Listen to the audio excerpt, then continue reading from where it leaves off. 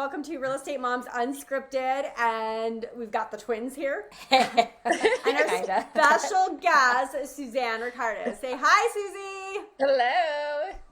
The triplet. The triplets, right? Okay, this has been long overdue because we have wanted to get Suzanne on here for like weeks now, and our schedules just have not aligned.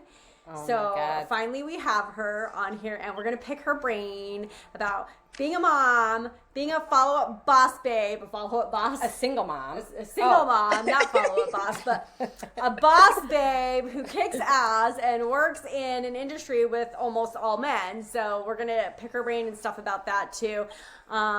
Anything else you want to think about that we might talk about today? Obviously, the real estate market and what's going on with the NAR today. Mm-hmm. It's not even with the NAR, because nobody knows what's going on with the NAR right now. Maybe a little insight. We can get a little wiggle room on what's going on. Oh my God, it's freaking...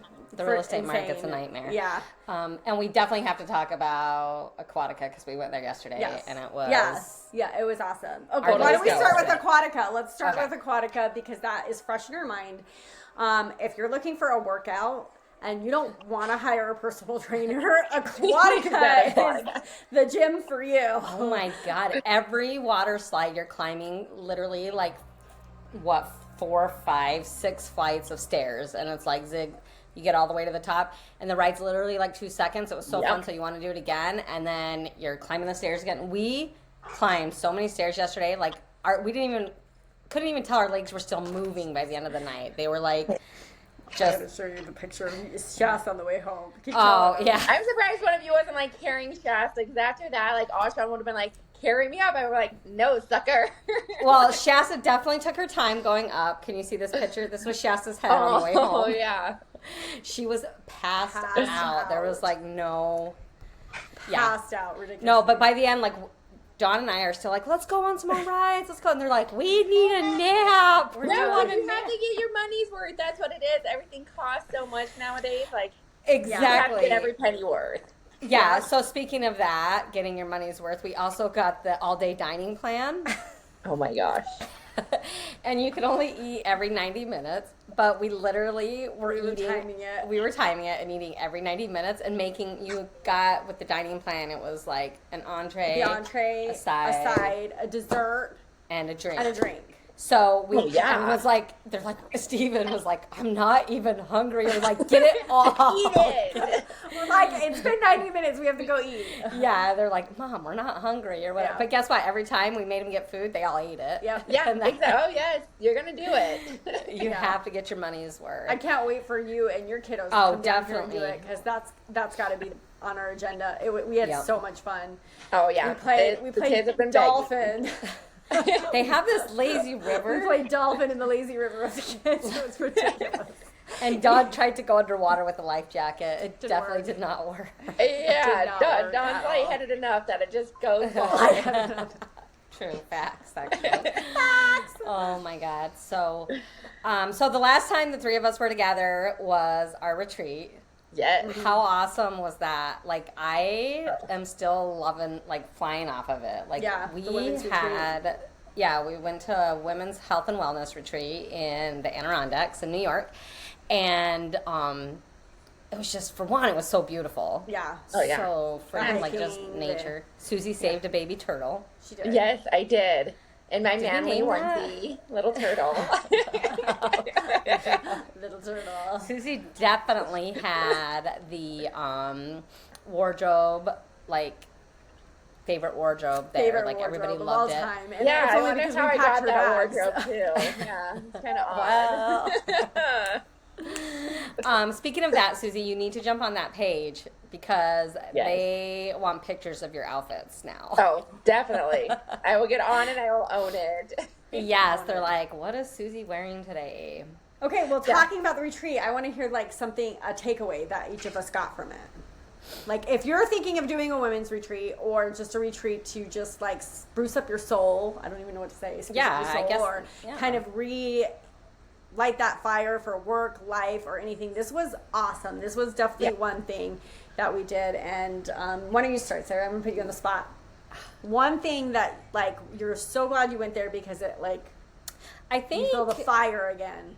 I think the one thing I took away was like self-awareness and how important it is to take care of yourself first and make yourself happy, because when you're truly not happy, it's hard to make everybody else happy. And it's not selfish taking care of yourself. Oh, I totally agree with that. It really is something that's necessary and not selfish. Not selfish. No, how about if you, mama ain't happy, ain't nobody happy. Exactly. That's exactly it. Yep. Yes. Okay, Susie, what is one thing you took away from this retreat? Besides all my beautiful outfits, I would say... And how much your sisters love you. Yes, and how much they care for me. Is just being able to, like, realign yourself. Like, you've got so much commotion all the time, and your brain is trying to, especially being a mom and a woman, your brain is going after every little thing, and it's just realigning what's important and what you need to deal with and handle now, or what can wait. Like, everything doesn't need a response. Everything doesn't need the 911. You've got to be able to navigate that. And no can be a complete sentence. No I can love be a that complete too. sentence. Yep. Yes, I love that. What about you, Dawn? Okay.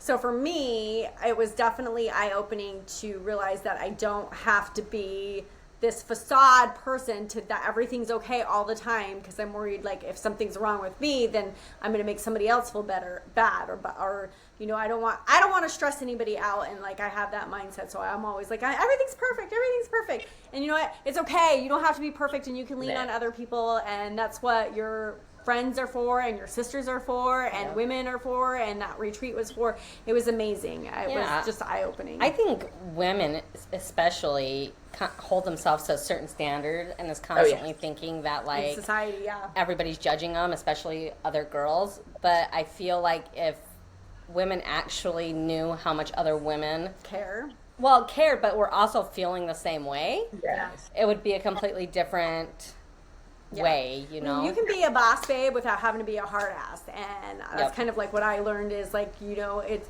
you don't have to do it all. You can't do it all, and you don't need to put on the facade that you're doing it all. But speaking of boss babe and being a woman, Suzanne, you have a job where you're like, you work with a lot of different men, and you're kind of like, tell us what you do. Yeah, tell us a little bit what and I have to be a hard ass. Yes, you do have to. So there's a difference in your life. Yes, there's a big difference. So what I do, I'm a territory manager for a trades company. So I work with general contractors and subcontractors to help them get electricians, HVAC, and plumbers, primarily on new commercial, so new buildings, new builds. And then a lot can be remodels, tenant improvements. We do custom homes, but it's the front of new construction, which goes very well with just the real estate and what's happening now, because we are having a difficult time on our side, because the real estate, you know, they're waiting for interest rates, they're waiting for the election. These massive projects have delays upon delays because a lot of private investors are part of this, and it is making it hard to be able to keep our guys busy, actually, at the moment. Like, we are having a lot of our clients lend us employees to try and keep them busy because they don't have enough work at the moment. Oh, wow. Yeah. So you're saying private investors right now are on pause because of the economy and that kind of thing? Yeah, so they'll buy up some of these projects or these lands, and they're just sitting.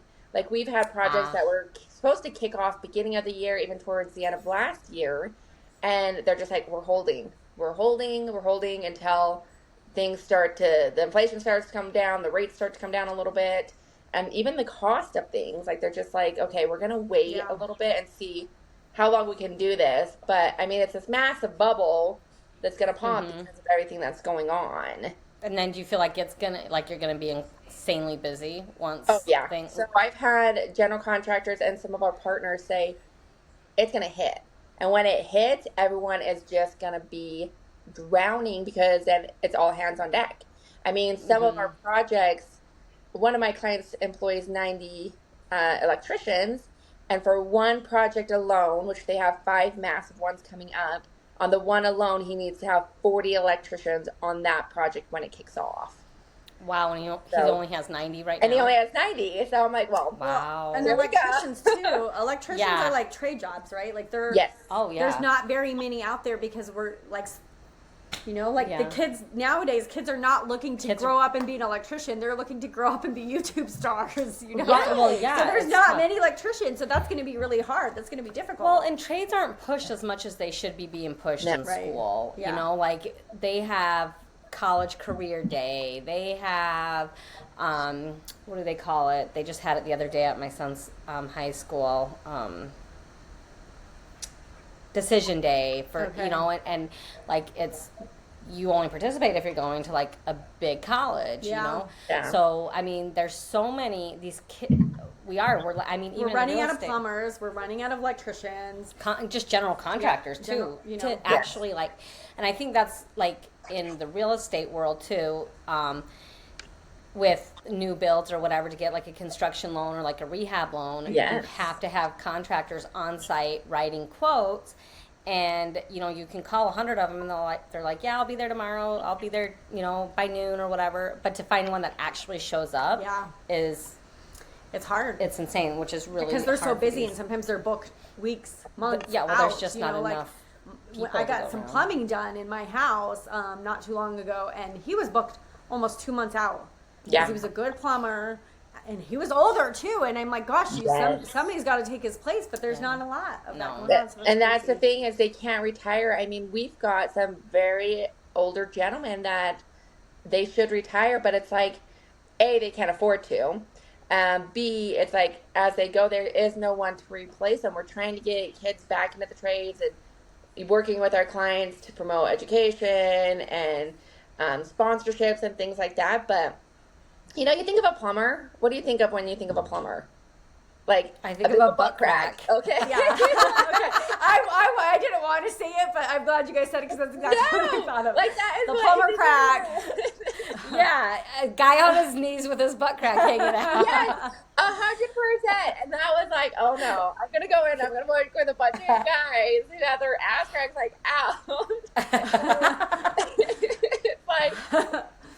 For the record, I know some really good plumbers that have never showed their butt crack. Exactly. The ones back home, it's like... the stereotype of it is so funny because you think that, and then with new commercial, they don't deal with any fluids, any clogs. It is brand new piping, brand new install, and these guys make good money. Yeah. And it's like you're not a plumber that has stereotypes out there. Like, these guys are smart.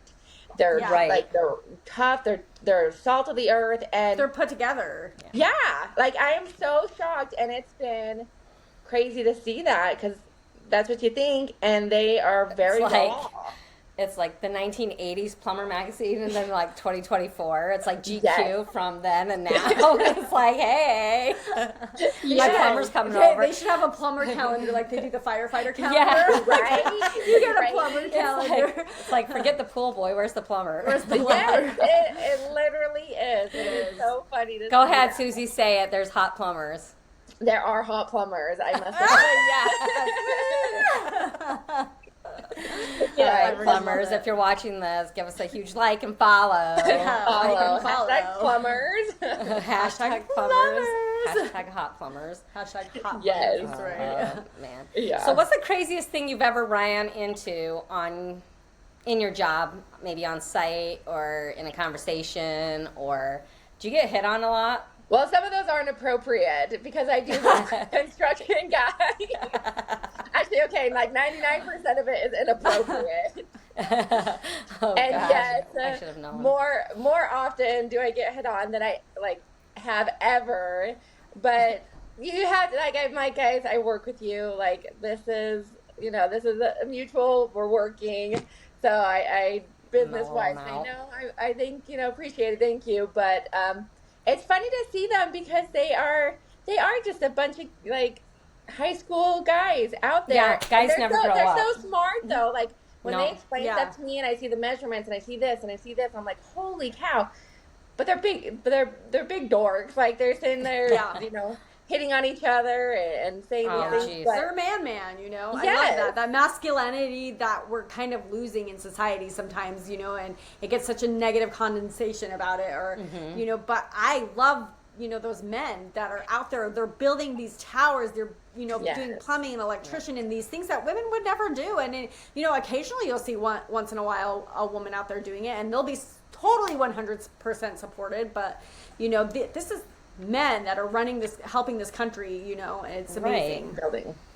Yeah. And I've been on projects now that I never thought I would. I went to a project the other day, and it was the title of it was Church Farm. So when you think of that, it's like, okay, well, they're building a church on a farm, and I go up because I'm bringing my fella some pizza, and I pull up to this just yard of like 65,000 cows. And they're out there with the cows, and they're installing these massive industrial fans for the cows. Wow. Oh my God, that's insane. I pull up and I'm like, oh, here's some pizza, you know, right next to the cow crap. And like that's crazy. Like that's part of electrician. Like they're installing these massive fans and the boxes in the underground. And like, it's funny to see because the cows are standing there just looking at them. Like, oh, what are you doing? This is cool. Like, I want to see. And they're in there. And I mean, our guy was out there and he was digging the holes and getting the boxes set. So that's amazing. That's crazy. And I mean, you literally went from like an office job where you dressed up every day. Now, what is your everyday wear? My daughter tells me all the time, she's like, Mom, I don't like how you have to dress for your new job now. Like you do not look so good today, Mom. Yeah, because what do you wear? T-shirt and jeans, maybe? Or yeah, so we have like our regular T-shirts for our company, and then I get to wear usually like gray jeans, or I mean my favorite, which wasn't on the book, but they've accepted, our camo like skinny camo jeans, and then I've got my shit kickers. So her shit kickers. Do you have to wear hard hats ever? I do. So I have to be fully PPE'd, hard hat, safety glasses, vest, and then if I am dealing with anything, I have to have gloves. So fully suited. I want to see this outfit. I don't have it. It's all in my car because I keep it. Oh, shucks. But I do, yes. Head to toe, I am huge. Yeah, you probably make it look adorable too. Of course she does. She can make a garbage bag look adorable. She probably has like safety cone earrings or something that she I should get some actually. That would be really cute. little I could totally see you doing that. Yeah, no, that's awesome. I love it. Yeah. That is awesome. How's the weather been there? And well, the weather here has also caused delays. I mean, because we had a mild winter, but it's drawn out in the sense of just the rain and the wetness. So it's like when you're having mud, I've gotten stuck in the mud, and everyone's like, "You're ha," and I'm like, "Oh yeah, watch," and then I'm flinging mud everywhere, like booting through. Yeah. But that's caused delays because when we're trying to underground and stuff, it's so wet and muddy, you can't. So that kind of caused delays in it. And I mean, we're doing massive multi-family units, so apartment complexes, and we've got one in Vineyard that is over 500 units. So it's like, these are coming in. So on the real estate side, it's like you have to anticipate people are going to be moving into these. Like this is what they're being built because people are coming in. But some of the areas now, I've seen homes go for sale because they don't want to be a part of that. They don't want to look across the street and see from a development. Yeah. And so then those homes are going up, but they're not being eaten up like they were, even a few months ago. They're probably selling for a lower price, you think. Are you feeling like, okay, so you hear on the news that there's a housing crisis, so there's like not enough houses for everybody, and that's why we're still in that high price bracket for people. Mm-hmm. Do you feel like that's the same thing in Utah, or do you feel like there's enough houses there? Like supply and demand type thing? Yeah, I definitely feel like now we have more than we have people coming in at this point. Okay. Wow. Because, again, we're building these massive, massive units. And even down in Provo, I have all these townhomes, and you look and they're barely finished. I mean, on the other side of the street, they're still finishing them, and 4 out of 5 are already sold. Like, what we have being built is already being fulfilled. So, I think we've got a good scope of that. But now with homeowners, like I think them selling their homes have to either start to come down or step to the realization of it, because you can buy a new home for this price or an older home, and it's like, you know. So it's funny that you say that, because I feel like we're going to start seeing more and more of that. I was just telling somebody the other day, I went from having 7 land listings to 0 in about an 8-week span. My land started selling like crazy. I think you're going to see like lumber prices are coming down, and people are now seeing, well, I can build a brand new house for the price of the one was built in 1960 or whatever. Because I couldn't believe how fast, and these are land listings that had been on the market for 2 or 3 years, just right after COVID, when the building supplies were through the roof. So they sat and sat and sat, you know, and then within an 8-week span, top dollar for land. And our inventory has started going up a little bit, I would say. I was sending a contract over. That's what I was doing down there. Hey, that's real estate world. Yep. Yeah. Sorry. But I'm starting to see more inventory in our area sitting a little bit longer versus like selling overnight. It's still going at a fast pace, but I think, like you were saying, you know, it's going to start turning where the older homes are going to start sitting longer, and people are going to be after the new builds because it's almost the same price. Well, insurance is a big factor why people will buy new builds here. Okay. Because our insurance in Florida is ridiculous. Like, sometimes the insurance can double from one year to the next year, and a couple of my sellers are actually selling their high-end houses and kind of downgrading because their insurance went from $6,000 to $11,000. You know, so they're like that, and that changes your payments, right? Your bottom line payments. So month to month, you're spending so much more, and we're all on fixed incomes, and groceries are starting to cost more. Insurance is, you know, so if anything happens, it's not going to be like a crash of 2008. It's going to be like the crash of inflation, right? I can't afford groceries, so I need to downsize because I need a smaller payment for a house. Right. I can't afford gas. I can't, so, you know, or insurance, which is the biggest one here. I'm seeing a lot of people downsize because they can't afford their insurance anymore, and it changes your house payment, which sucks. Right. So, and you wonder, like, how long that's going to go on for. Like, how long are we going to... We were just talking, we went on a walk earlier, and we were just talking, like, you can't do a weekend with a family, like, even a basic weekend of, like, buying stuff for a picnic, going to a picnic, buying a few, for under a couple $100s anymore. Like, an outing is literally, like... a couple hundred. Because I know I every time that's my mentality. I step out the door, I'm like, there goes $200. Yeah. Before I even hit anything, I just know. I'm like, I better check and make sure I have $200 in my bank account, or $300 or $400. Yeah. I'm sure it's more for you, Susie, because you have twice as many kids as me, and then Sarah, you have 3 times as many kids as me. So it's like, I can't even imagine for you guys.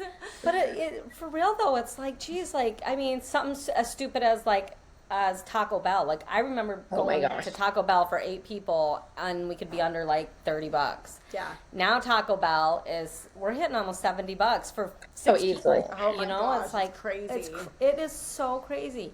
Well, and that's what you look like. How is the younger generation supposed to come in and buy a home?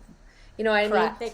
With rates at 7%, or them trying to get into a home, how can they afford that? And that's where you're running into that dilemma. It's like, okay, you're building these new homes, or you're building ones that are on the lot, or old homes. It's like, but then how is this new generation going to afford to be able to pay for those? Right. That's what you're running into. Yeah, because the wage cost isn't moving up as fast as the inflation of like everything. You know, like, you know, minimum wage might go up like 0.5% or whatever, and where inflation's like 2.3% over last year, you know, like apples to apples, it's like, Well, it breaks my heart. I know that you guys have probably seen these TikToks because we all three scroll, right? Yeah. So We're I know, like TikTok trolls. We are. I know you've seen these TikToks where kids, like young teenage or college kids, are like literally just crying and like, I have to work 2 jobs and I can barely make my rent. And we did not suffer like that. Rent for us growing up was like $500. Yeah. Like you could rent a thing for $500, and now it's like $2-3 grand to rent something. And how are they supposed to pay that? Go to school, keep a job, and try and keep up on these bills. And you can just see that their lives are like crumbling in front of their eyes. So we, as like adults in this society, in this freaking world, we need to figure out how to help these teens, these college kids, these young kids grow and succeed, because right now they're feeling overwhelmed and you can see it, and it's getting worse and worse, the overwhelming situation that they're in, where they're seeing, why even work? Why even do the 40-year work and get no retirement? Because no one's going to get retirement at this point, right? The 401ks, whatever. Well, they get old, Or the, what is it, the Social Security. Oh, if you think you're getting Social Security, you ain't. Just so you know. No. Just so you know. I'm sure you already know that. But these kids have this mentality now, why even work? I'm not going to be able to get anything anyway. Yeah. Right. And so they feel defeated, and we've got to figure out a way as a society. Right. And then, they feel defeated and then don't even try, which is super worse. Scary too. But that's a great question. Like, but how? How do we do it? Yeah. How do we? It definitely starts with, I think, each individual person. Your family needs to support. We need to make it normal again that families live together for a while. Yes. And we need to make it normal again that families help each other out. So as your family, you group together and we all help this kid pay for their house, and then we all help this kid pay for this house or whatever, so that we can help the families grow. But we got to get back into the family unit, which is what we're missing. I just heard that Dawn wants me and Susie to move in with her with all our kids. Let's do it. That's what I just heard. That. Oh my gosh, you know how much fun we would have? We would probably end up in jail. So much fun. We would end up in jail if the you know three of what is us lived so together. funny is, again, back to TikTok, because we all love TikTok. A lot of people are building, the word's going to skip me. Compounds. Yes.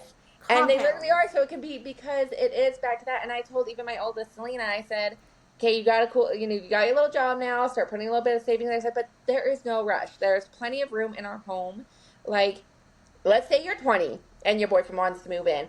That's okay. Like, it is okay to all be in one roof and respect each other and have rules and things like that. But it's not where it's like, okay, like we used to go do, you want to hurry and get a home, you want to have this investment property, you want to have we all were these so things. rushed to grow up. We were so rushed. Way rushed. Just and like, even like, well, actually all of us, like when we were 21, 22, we were supposed to be having babies. Like, I had my first at 22. Me too. And, Susie, you were young too. Yeah, But now, like, these kids aren't 20? Yeah. 20? Right. Well, I'm going to say 20. 19, I don't want to say teen, 20. but I was at the tip of the 19, okay? 19, 20. Yeah. But that was normal, right? Like, that's normal. Yes. Like in Utah, especially if you were not married at 18, people would be like, what's wrong with you? Or if you didn't have it lined up. Yeah. So it was But, like, now you normal for have us. women in their 30s just starting their lives, just having their first babies. And, which is like, exciting. I And love that we've because come a long way of not shaming each other. Well, not rushing to just to grow up and be on your own and just, and break it's okay. the mold of that. Yeah, and just have a family unit. Before it was like you go off, do your own thing, and you pretty much not like ixnay your family, but like if you didn't leave your house by 20, you were thought of as a like lazy ass person. Leeching. Yeah, but now it's your like kid still lives with you at 20 years old. Like, I mean, that was like. Yeah, it was almost like you were ashamed if your child still lived with you, which is crazy to me, It's like, geez. Yeah, But, exactly. So it'll be interesting. Yeah, I think we're going to start seeing more of that with the inflation going on. More of the family unit coming back together. Think about tribes, it's gonna have right? to. Like we're all going to be tribes again. supporting each other. We need that. It's going to have to. Something good will come out of this chaos. Yes. Manifest it and that's what we learned. Manifest. Put it to the universe. Put it to the universe. Hug a tree. Hug a tree all the time. Hug a Ground tree. yourself to earth. So every time we're on here, we talk a little bit about what's going at the markets, and now we have 3 different markets. We have the Utah market, we have the New York market, and we have the Florida market. So Susie, even though she's not a real estate agent, she can tell us a little bit about what she's seeing going on in the market because she works with a lot of people. So Susie, what are you seeing other than the houses going up quickly? Are you seeing prices still going up? I think prices have actually stayed steady in the sense of being able to get a home, like the home.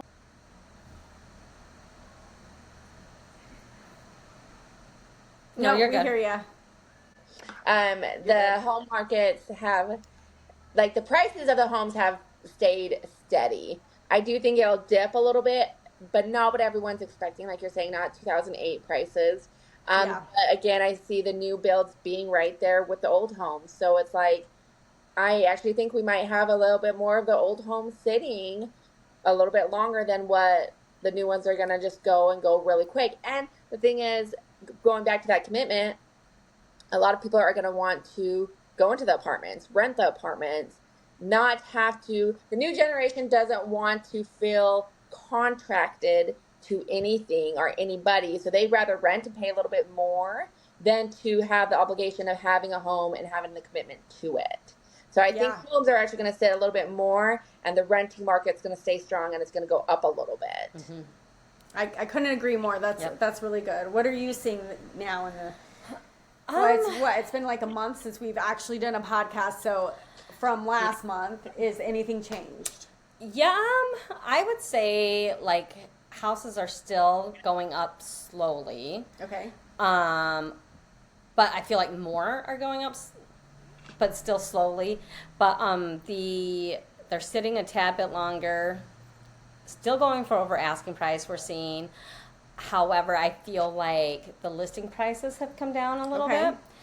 But we're still getting multiple offers going over asking price. But we're from like where, a year ago we would get 8 to 12 offers. Mm-hmm. Now we're around like 4, maybe 5. And buyers are demanding more. So buyers are demanding the home inspection. Buyers are demanding that you help with bank required repairs. So buyers are being more like forceful. Yeah. So definitely, which I think they're is not as desperate, which is good. Right. And I think like, it's so funny how crazy the real estate market is and how much it affects everybody. Like our poor like home inspectors and our poor lenders, our mortgage originators, those type of people had to be struggling for a few years because every buyer was waiving home inspections.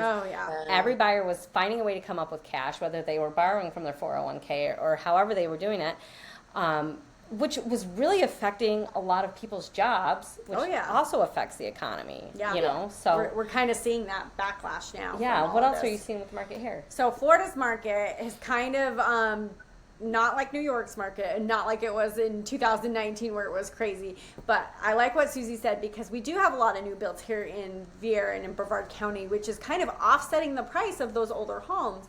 So you can get like the same price, you could get a brand new home instead of that older home. And on top of that, the new build companies are giving incentives like financing through their company, and you get like a 4% interest rate. And so these older homes are sitting a lot longer because they're not getting the incentives that the new builders can offer.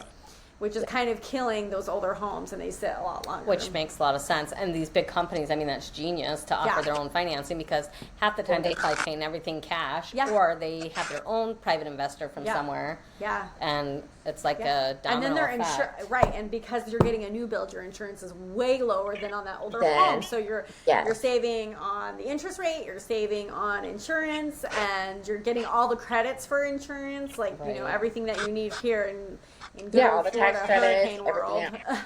And the way the market is, like especially now, like you were saying, I think that's another reason that it is so important. Having a stroke. She's having a stroke. Look at my eyes drooping. Oh my God. Do my eyebrows look like they're sagging? Ladies had. No, not yet, but we're getting ready to go. Yes. Real real quick before we finish. Are you going to announce your beautiful No. beauty tips? Okay, No. good. I just want to make sure. My J-Lo beauty tips. Her J-Lo beauty tips.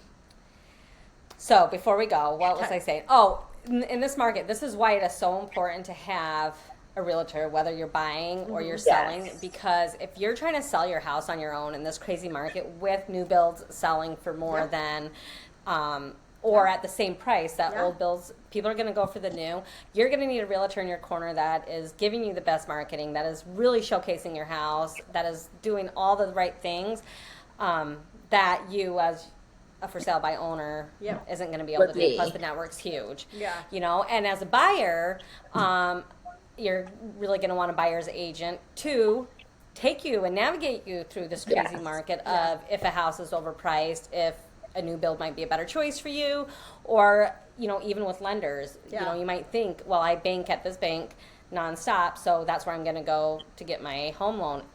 It doesn't work. They're not going to give you a discount just because you bank there. Every bank offers different things. They buy into different programs that they feel is best for their bank, but your realtor is going to know which is going to be best for you and help navigate and guide you. It's just so important. It's crazy. And one last thing too, it's so funny because for sale by owners, or if you think you can do it on your own. Once I became a real estate agent, I realized all the crazy things that go on behind the scenes. And you could do it on your own. You could try to Google all of this stuff, but there's so many legal little details that could really just ruin the entire transaction or get you in a lawsuit or something. I would never recommend doing it on your own. And on top of that, I've actually sold and bought houses as the real estate agent for lawyers. And I've asked them, why don't you do it on your own? You're a lawyer, you know all the laws. And they're like, there is no way I would want to do this on my own. But, you know, he's like, yeah, I know all the laws, but here's the thing. There is so many little detail things, calling up inspectors, calling up, you know, power washers, and all the little details that go along with it that can protect you and help you in there and along the way. So definitely, if you're thinking of buying or selling, we are your girls. You've got New York, you've got Florida. We can help you. We got Utah advice too. She is not a realtor, but she knows a lot about the market out there. And so Susie's our go-to guide when we hit. She will be a real estate agent if I had my way. Yeah. And my way. Maybe soon, I am Susie. in a different aspect at this point. Yes. One day. One day. All right, thank you. We love you. Thanks for popping on with us. Thanks for popping on. Real Estate Moms Unscripted. Real Estate Moms Unscripted.